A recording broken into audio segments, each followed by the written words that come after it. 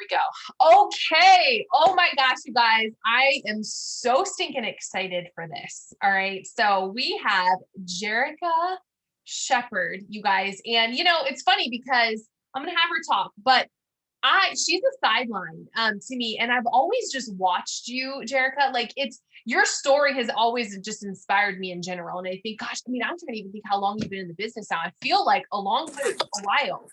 And I just remember hearing your story and I'm like, oh my gosh, she's just absolutely amazing. And to be honest, you guys, I saw her post in our VIP page. What was it? Maybe a month ago.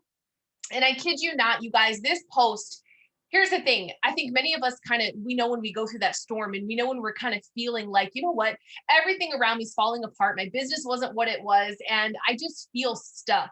But there was something about your post that just was like, there was so much honesty in the vulnerability that she was feeling. And I think a lot of us, can I get an amen, if you're like, you know what, I know I need to meet myself where I am, but it's really difficult to do that. And what I loved about that was because like you met yourself where you were and you were like, okay, I'm here. I don't like it, but I'm here and here's where I'm going to grow. And so I'm so excited for you guys to hear this. I'm excited to hear this. So Jericha, I'm going to stop talking. Sis, if you want to give us like your like 2-minute story of kind of how you even started in the business, and then we'll get right into the other stuff. Yes, thank you so much for having me on. I see some familiar faces. I see some of my team. I'm so happy that you guys are showing up. And just like Tavia said, hey, my rule is when I hop on my Zooms, if you're not naked, then I want your camera on. So let's see the pretty faces. Let's see you cooking your dinner. Over here, it's like 6 o'clock for me. So I'm normally cooking dinner when I'm listening in on Zooms, but I would love to see you guys. So yeah, a little bit about me. I know it seems like forever, but I have been in the business. April was my 3 years, so a tiny bit over 3 years. And when I first got started, I was a new single mom and I had a 2.5-year-old and a 6-week-old. So tiny little babies. And we were really, really struggling. I was kind of left as a single mom really suddenly. Actually, domestic violence is what ended our relationship. It was horrible. It turned our life upside down. I was pregnant at the time of that. So all throughout my pregnancy was really rough trying to get on my feet. I was on all forms of state aid, the food stamps, the welfare, the food banks, all the things. We were homeless for a really long time, but by the time I started the business, I was renting a room from a friend. Me and my 2 babies were sharing a bed. And I was renting the room for $200 because that's literally all I got from the state while I was trying so desperately to find a job with a very small resume that was not impressive at all. No one wanted to hire me for squat.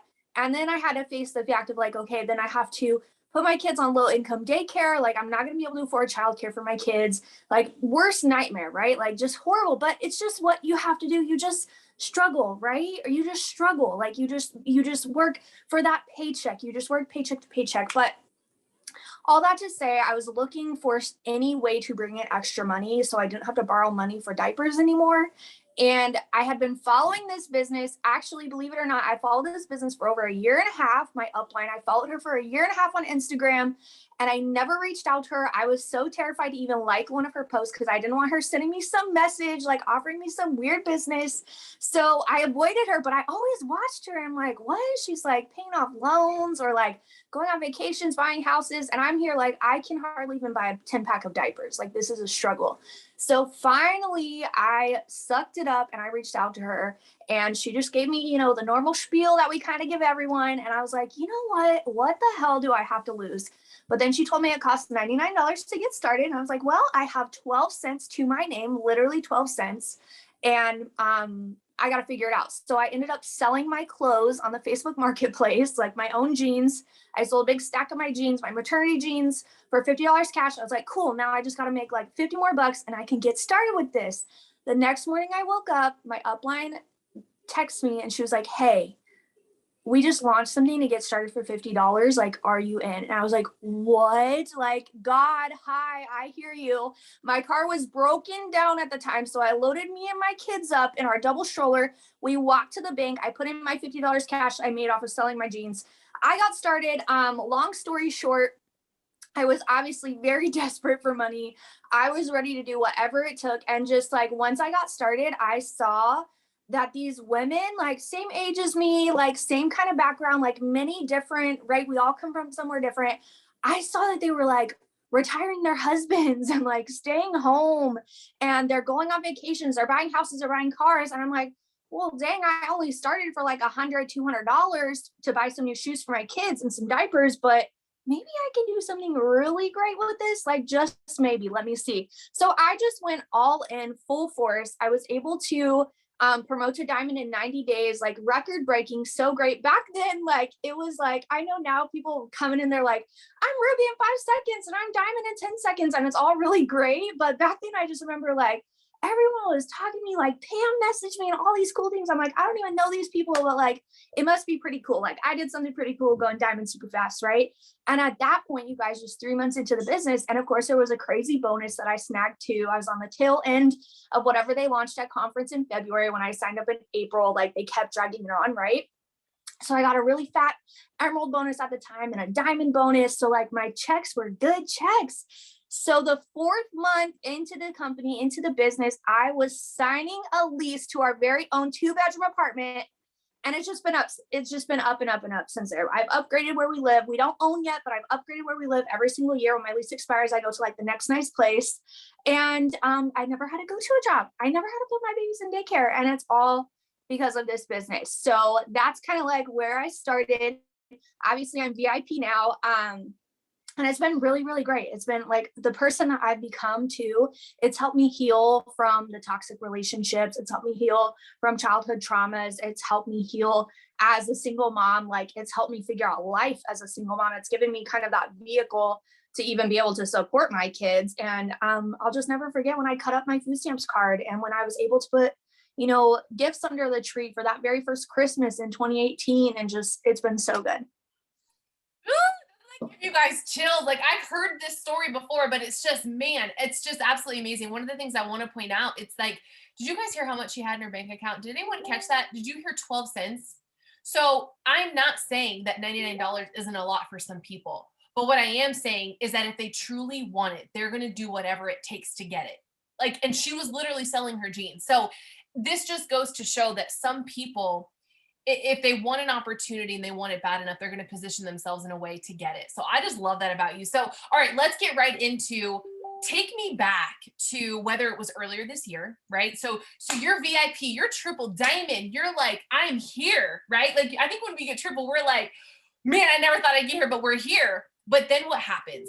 Walk me through what led up to that point a few months ago when you were like, dude, I gotta do something. Okay, so just like Tavia mentioned, I really pride myself on being just like open and vulnerable. Trust me, I'm gonna keep it positive. I'm gonna keep it upbeat. I'm gonna give you those solutions to the problems, but like I'm real. You know, we face ups and downs in our life, and with our type of business, we can very easily push our business to the back burner when that's not really our intention because life gets so crazy, right? And that's what I've learned to grow from and start to avoid for myself now. My business is a priority. But back when I went VIP, I was actually on a call with Rachel Wiggum on Monday night, and she kind of shared a similar story. So now I was like, I feel like that was my little validation, like, okay, I can share my story a little bit more. But I went VIP April 2020. Amazing. It was at my 2-year anniversary, like so good. And then come June 2020, I was number 177 in our company, like top 200. I got that email, like life was good. I got a fat bonus, like checks were like income disclosure, you can insert that, but like 5-figure checks, like I was living my best life, right? All at home with my babies. And then come, you know, late summer 2020, my strongest leader, she left to another company and she took my entire team with her. She got in a lot of trouble, but she took my people. She took a lot of people. I don't know what she said to them. I don't know what she convinced them that the grass was green on the other side. And we know that the grass is only green where you water it, right? But she took my team and I was left in shambles. This crushed me. I poured everything into my team to get to triple. Like my heart and soul, every second of my being for like 3 months straight, I bled for these people, right? And it was really hard. And it like tanked my confidence. all that, like, I'm on my high horse, I promoted so quick, like, no, there's no more team. My team is called the Lighthouse. I'm like, there's no more Lighthouse. Like, I don't know if I can do this. I don't know if this is a place for me. Like, I don't understand my plan here now. I work so hard and like my check is dropping. This is horrible. And it was a really, really dark time. And we all know how 2020 was. It was dark already and it was just hard and difficult. So when this happened, I really, like, I lost myself for a little bit, being honest with you guys. I was just like, what is the plan here, God? Like, I don't understand. Like, what lesson do I have to learn? I don't get it. And for a long time, I kind of sat in that kind of like, woe is me pity party, I guess. Like, why would this happen to me? Like, I don't deserve this, right? And over the following months, like end of 2020, I still was in that mindset of like, oh, poor me, like this sucks, like my life sucks, all this hard work for nothing, all these different things, like putting the blame kind of on everyone else too. And then finally, like January of this year, I finally was like, that's when we're getting ready for our virtual conference, if you guys remember. And I was like, okay, like conference is going to speak to me, right? It's going to be so good. Like everyone gets everything from conference, but it was virtual. And it just really didn't quite hit me like we're used to in person. I was with my girls. We went to Washington. It was great, but it didn't quite hit me. And I still was like, why did my virtual company call like not hit me? Like putting the blame on everything else, if that makes sense. Drop a one if you've ever just blamed someone or something else. You're like, why me? Why is this happening to me? What the hell did I do to deserve this? And I was still in that mindset. And finally, February, I was just I told Tavia, I'm like, it happened overnight and it sounds weird. And I know that you always hear, you got to make that decision. Like you always hear everyone saying like, make the decision, make the decision. And I remember hearing that and I was like, what decision? Like, I don't like, no, this sucks. Like, what decision do I have to freaking make? And finally, it really did just hit me. I just decided like, there's a reason why I was here. Like, there's a reason why I was here. I don't want to leave because I love our company. And I obviously can see not only from other people, but like what I've been able to do. I don't want to go. I just want to rebuild. And I don't want to do the same thing because obviously it didn't work out for me. So then I started to dig like really deep. And I realized that I had some blame. No, I'm not going to say like the team went to another company and like, yay, that's okay. But like, I was not being the best version of myself. Yeah, I got to triple and yeah, I got to the top, but I really wasn't leading in a way like where I cared about my people, I guess you could say. I was just kind of like, okay, who's running? Who's coming with me? I'm going to link arms with them, but screw everyone else, right? I was just kind of in that like really hungry mindset, but I wasn't being a servant leader at all. So I had to finally think like, okay, no, there's a lesson here for me to learn. And everything happens for me, not to me. And all these things kind of like the things that we hear all the time, or the things that we preach to our teams, right? I finally heard myself. I'm like, okay, well, I tell my team this all the time, or like I lead this and I teach this all the time. Maybe I should listen to like my own freaking advice. So I finally started to realize like there's a lesson to be had. There's some growth that needs to be done. I realized that because I was moving so quickly, yes, it was a blessing. And of course, it paid for a lot of things in my life, but I really lost a lot of connection with God. I was really distracted by all of the chaos of work and promoting and, building a huge team and all these things. That I put God on the back burner. That was obviously a huge no. And God was like, oh, no, girlfriend, you're going to sit back down and we're going to do this the right way. So I kind of have all these realizations back in February. And Tavia, I don't know if you want to interrupt and ask me anything else. I'm just kind of like going, but okay. No, keep going, girl. Okay. So finally I'm like, okay, I haven't been doing the things, like I haven't been doing self-development daily. I haven't been journaling and manifesting my future. I haven't been praying. I haven't been growing with God. I haven't been taking church seriously. All these different things. I'm like, well, maybe I do have some blame here, right? Like maybe I need to hold myself accountable and figure it out. So I really dove deep into my leadership skills. And specifically what I mean is I finally took leadership growth seriously. And this is something I should have done when I was like going Ruby to Emerald, right? Like I should have done this, but because I was at ignorance on fire, so true. Ignorance on fire, so true. I didn't care about nothing but bringing in the money. I didn't care about anything else at all. And that kind of followed me all the way to triple. I just didn't really care about anything, except for making that money, right? Instead of doing this, doing that, doing this for myself. And really, God sat me down and he said, no, you forgot that you started this because of the position you were in and because there's other people in your position that you need to go help. And you need to care for them and you need to be a servant to them because that's why I've placed you here in the first place. And I realized that God kept giving me these little things to kind of see what I can handle.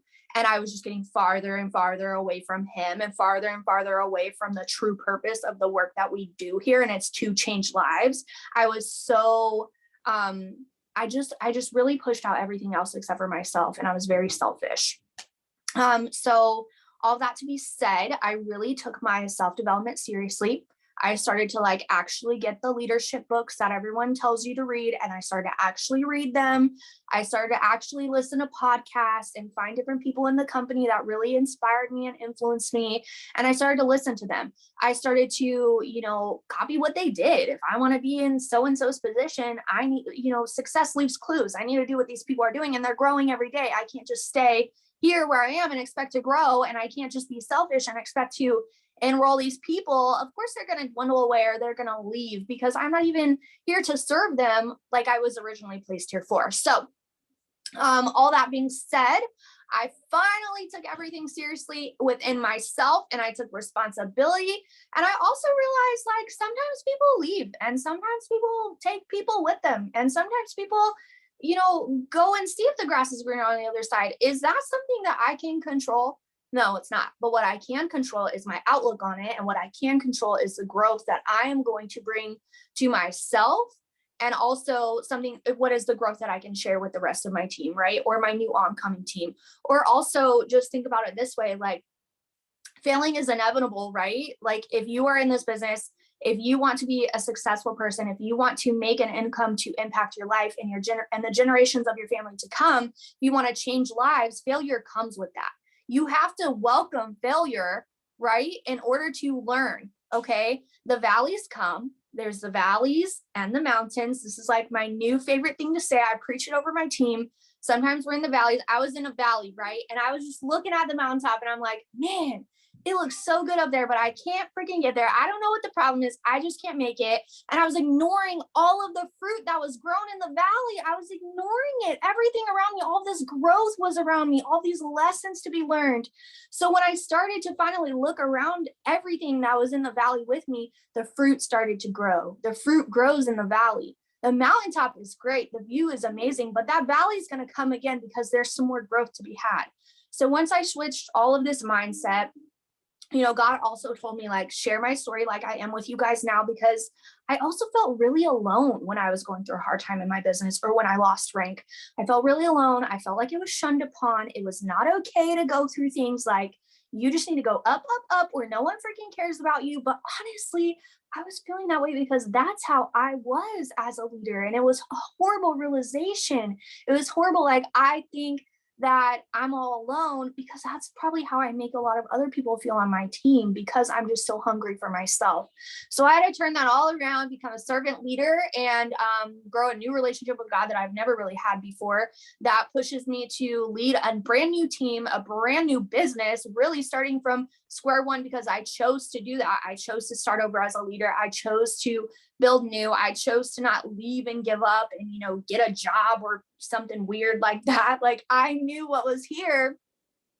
And I knew that I just had to invest my time into my team, be a servant leader to them. And I realized the more people I help get what they want, the more I'll get what I want naturally. That's just how it works.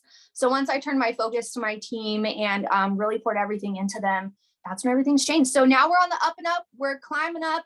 We're working towards Prez. We're getting that volume back up. We're getting our enrollments back in. And we got all those amazing announcements today on the live and all the good stuff. So it's going really good. So if you want to ask me anything specific, I would love to share. Oh my gosh, that's so good. All of that was so good. A couple of things that I was thinking about when you were talking is, a lot of times people are scared of that valley, right? But here's the thing. This is what I firmly believe too, Jericha, is that like, when you're in the storm, it sucks, right? And like she said, you feel alone. No one else is going through it. Woe is me. But what I realized after I come out of it is, oh my gosh, like I transformed so much. I think we often think that the storm is there to work against us, yet it's really there to work for us, right? And like you said earlier, life doesn't happen to you, it happens like for you, right? And it's like, what lesson am I supposed to learn? And failures, I firmly believe failures are the price we pay for greatness. I don't think that success comes without failing. We fail every single day. Wouldn't you agree, Jericho? Like, we fail all the time. We say the wrong thing, we make the wrong move, we do the wrong post, we didn't say the right thing on the Zoom. Like, we do a lot of wrong things. But I think, like you said, Jericha, it's like coming from that servant place. But how do we do better? How do I like serve my team? And a byproduct is then end result, it will serve me. Because I think it's more blessed. You will be blessed more to it's almost like getting in the mindset of like, I'm going to be blessed more abundantly by giving than I am looking when I'm receiving, right? Like, be more focused on what you're putting out versus what you're getting back. Because a lot of times where we kind of mess up, and I know I have in the past, is, have you guys ever as leaders given so much to someone and you mentor the mess out of someone and you're like, girl, like, I'm giving everything I got. And then all of a sudden they quit, they leave, they stop talking to you, they block you, they ghost you. And you're like, what? Like, I was giving you everything I had. Sometimes I think we expect the same, like, what is that, reciprocating relationship?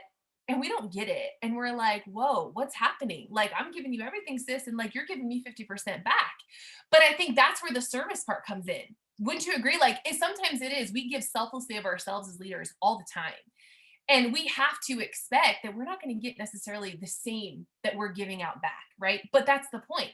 And the point, I think, for you, Jericha, that you've probably learned is, but there's elevation that happens within you. I think you've changed because you chose to lead your business in a different way.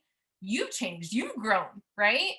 And so I guess my question for you is, when you made that transformation, would you agree that it wasn't necessarily the tactical things you were doing every day? You knew what to still do as far as your tasks, but you're saying what shifted inside of you was your mindset. It was your outlook. It was the way that you perceived your business and opportunity. It was your relationship with God. So it's more of like the stuff in here that you probably had to change, or that changed or transformed. Is that what you would say?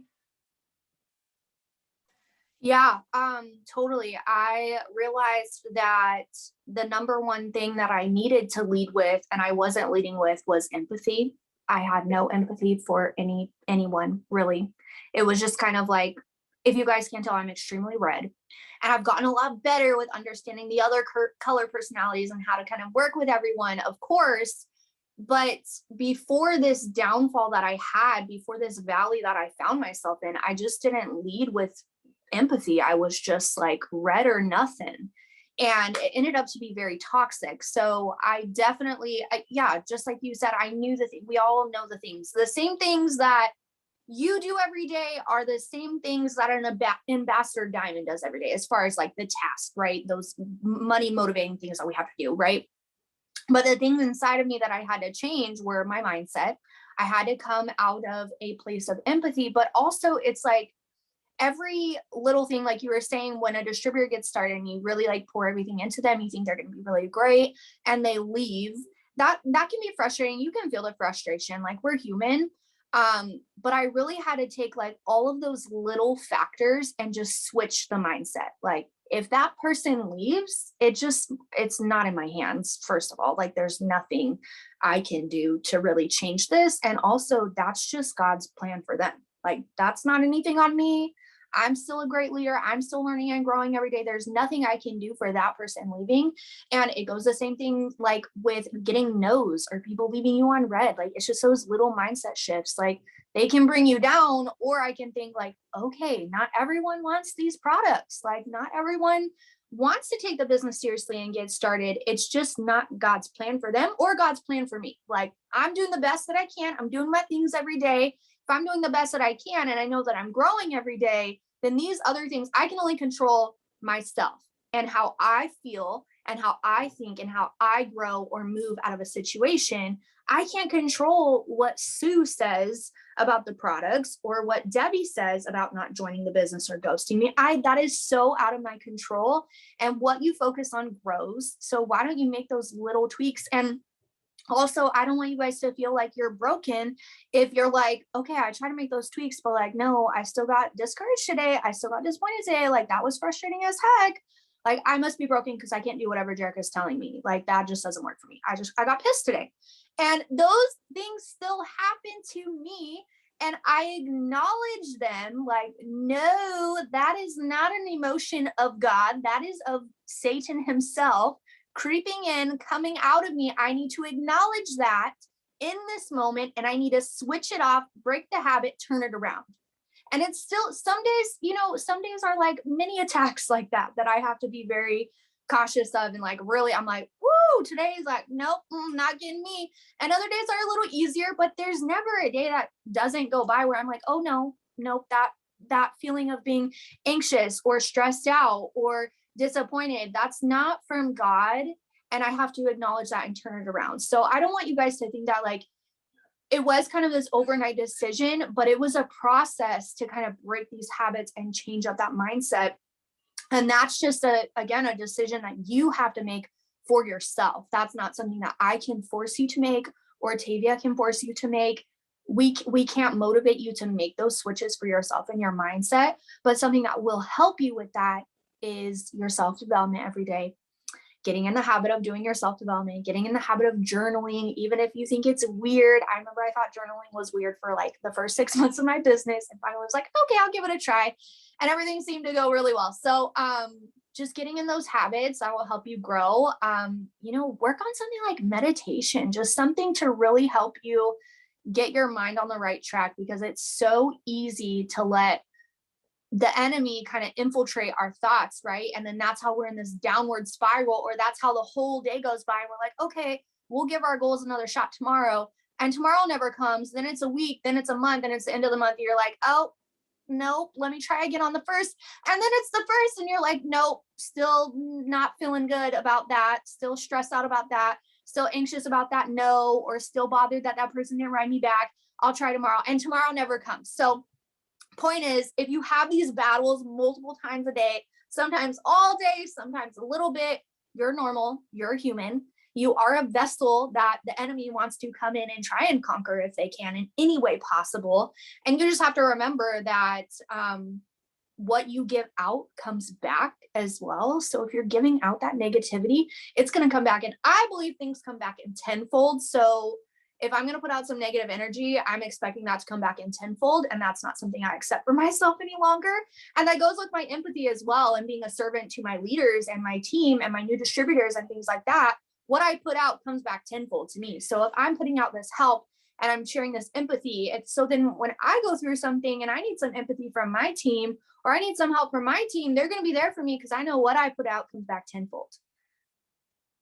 That's so good. And I totally agree with you on that. One of the things that I was thinking of, like when you were saying, like, hold every thought captive, right? When you have that thought into your mind, it's like, nope, like, like literally visualize yourself, like grabbing it, stopping it, changing it. And I think we have to even normalize, don't just hold the thought captive and act as if it's not there.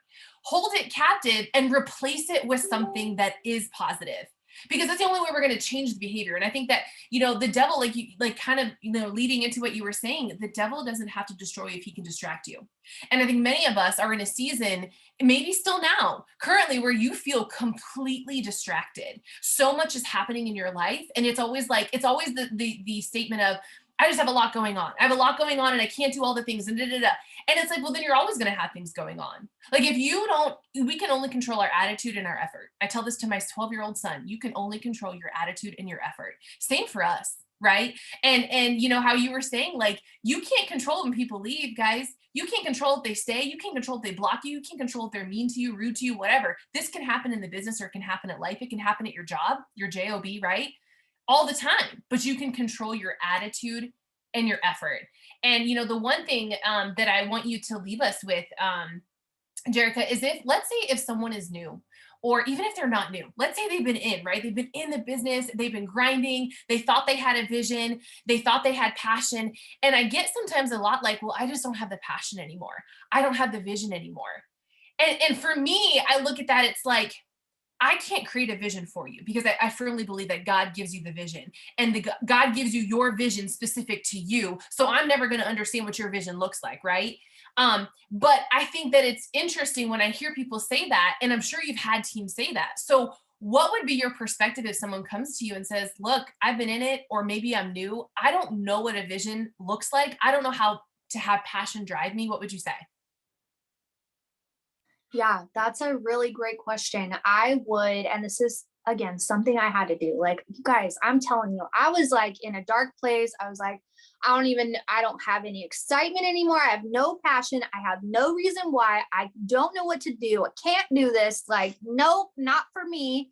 It was really dark. And I realized that I let go of any kind of like goals that I had for myself, right? I let go of my reason why. I didn't have the passion because I didn't even know what my first step was going to be. I didn't even have a goal on a blueprint for me to even get anywhere. How could I have passion if I look around and there's just nothing but desert? Like, I didn't have a single footprint in front of me, a single goal in front of me, a concrete goal. I had no reason why. I had no reason why because I didn't even have the first step. I didn't even have, how could I think of a reason why when I'm just standing here? I'm not even taking a step forward. I got no passion to move because I don't even know where I'm going. I don't have any idea what I even want to do. So my best advice would be start with one step. Remember why you were here. Why did you come to this business? Were you struggling with something? Were you struggling to pay off debt? Were you struggling to pay your bills? Maybe you weren't even struggling. Maybe you just wanted to go on vacation a couple times a year. Maybe you wanted to make some extra money for Christmas. Why did you come here? Take yourself back to that spot. Give yourself a concrete plan, a blueprint for your week, and have an idea for the month. But I had to start really, really small. And the post that Tavia saw in VIP was me. I felt like I was so overwhelmed. I didn't know where to start. So I started with my partner's account, getting him to Ruby as if I was trying to get to Ruby myself, right? So I started just getting to Ruby. Ruby is 3 distributors. I need 3 distributors. What do I need to do to get 3 distributors? Because I want to go Ruby. Maybe I don't see the bigger picture. Maybe I can't say, oh, I want a 5-figure paycheck. That's way too big. I can't even look at that right now when I can't even hardly see in front of me, right? So give yourself a goal that's a little out of your comfort zone, but it's reachable. You know that you can do it because other people have done it, right? Other people have gotten to Ruby. You can get to Ruby. You can get to Emerald. You can get to Diamond. You can get beyond that. So give yourself the goal. Look at the goal every day. Do the steps it takes. And then as you give yourself that goal of that 3 distributors, right? So when I enrolled that first distributor, just from doing the KPI list, just from doing my daily, self-development, getting my mind right, like we said, taking control of those thoughts. When I signed that first distributor, I was like, okay, like that felt good. Like there's a little bit of confidence back, right? Just a little bit of confidence, a little bit of inspiration, a little bit of something that I can post about again. My team is growing, right? Got that one distributor. And it's like piece by piece, that confidence and that excitement and that passion and that inspiration started to come back. But it all started with me taking that first step and having that goal that I was looking at. So don't overwhelm yourself with the bigger picture. Give yourself a goal. And maybe you have to cut it down a little bit more. Give yourself a goal for one day. I want to enroll 1 loyal customer today. Get that loyal customer. You're gonna be like, okay, girl, I still got it. I can do it. I can make it happen. And it's not hard to get a customer. It's not hard to get a distributor, right? It's all in our minds. It's just the task that we need to do. And that's a choice you have to make for yourself. So if you're lacking inspiration and passion, that's what I did. I gave myself one little step. And then I got on a power hour. And then that even gave me a little bit of inspiration, a little bit of passion, right? Like connecting myself to the group like I hadn't before, or I hadn't in a long time. So I got on a Zoom and I'm like, okay, there's a little bit more of that passion there. Like it's all just collecting like little by little. And next thing I knew, I was promoting to Ruby again because I was taking all that and just building up, and I was able to promote to Ruby in a month. And it was so much fun and it was so great. And then once I got there, it just kept growing and kept growing and growing. And now I just feel like I'm at the best version of myself, but all because I chose to just start with that one distributor, that one customer, that one thing, and just take that, celebrate it. No, nothing, no victory is small. Like no victory is too small to celebrate. Okay. Celebrate the customers, celebrate the one distributor, celebrate you helping that person launch their business, celebrate getting on a freaking power hour if they intimidate you or scare you, or, celebrate finishing your KPI list if that's KPI. That sounds so weird for some reason. Celebrate finishing your list, whatever to-do list you guys have every day. I don't know if you follow something different, but celebrate finishing that list. Like, be proud of yourself. And those little things is what builds the confidence back up. Oh my gosh, so good. And for my team, I went, it's so crazy you're talking about one step, because okay, I just have to tell this really fast, but this last Sunday, went to church and the topic was on like healing. Okay. It was on, basically he was saying that, like you were saying, Jericha, it's like, sometimes faith requires a physical step. If you want what's up here, you have to be willing to step out here. And not everyone is willing to do it, because the problem is that, well, what if I step and I miss it? What if something happens? What if this? You can say that all day long, but he's asking you to step out on faith, because until you step out on faith, faith without works is dead. We know this, right? It has to be accompanied with action in order to be fulfilled. And he tells a story in Mark, where Jesus is moving through the crowd, and I don't know if anyone remembers this. I'm trying to remember. So, and this woman had been bleeding for 12 years, and she knows he's there, and she's like, oh my gosh, like I got to get there. And she just says, so he's moving right through the crowd, and all of a sudden she like reaches out. Okay. She steps out. She's like in her head, I'm reaching out. So I'm stepping in faith, because if I could just touch him, maybe I'll be healed. Because back then when you bled like that, she was unclean. Does anyone feel like you're unclean? You came from a past that people don't like to talk about. You came from the bottom up. Maybe you're still in the bottom. You are struggling right now. You have a past that you feel is literally holding on to you. And she was unclean. She couldn't be around her family. She had there was a lot. 12 years of bleeding. Think about this, right? So she reaches out, she touches him. He feels power leave his body, and he turns around and he says, who touched me? And she's like, I'm imagining this happening, right? And I'm thinking, oh my gosh, she's like, oh shoot, do I say something? Like, do I let him know that it was me? Do I have to come forward and let him know that I was willing to do this to be healed? Because instantly she could feel that the bleeding stopped.